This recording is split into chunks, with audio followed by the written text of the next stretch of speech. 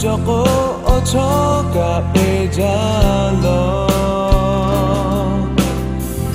Joko chojale Denari teke oko Hega hegave kapegave Pushi jaha jave janive oje Deni bo deni malola yo Gave kokaje malo Begu toku tilone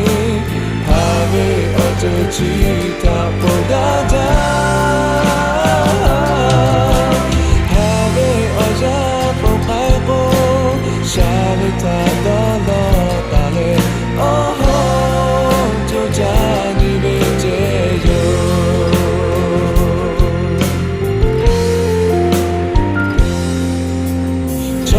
Veni gu oko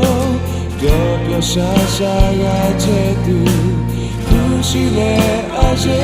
ujabilo Kujoko chojale Migu vegi shakejo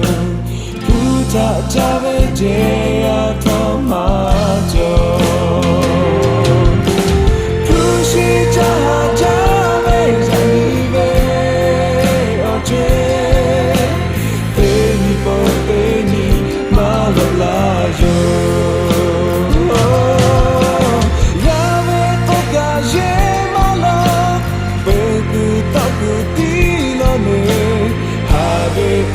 Chita pogaja Have aja pokako Shavita dolo dale Oh jojani beje yo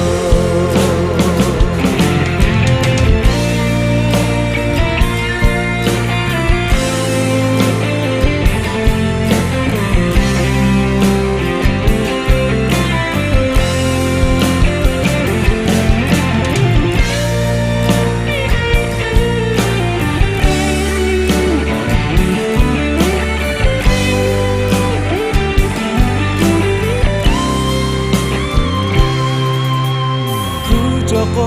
haba chove Joko mepudave Joko ochoka pejalo Joko chojale Migu vegi shakejo Puta jave jeya tomato Kushi jaha jave janive oje Deni bo deni malola yo Gave kokaje malo Begu toku tilone Have oje chita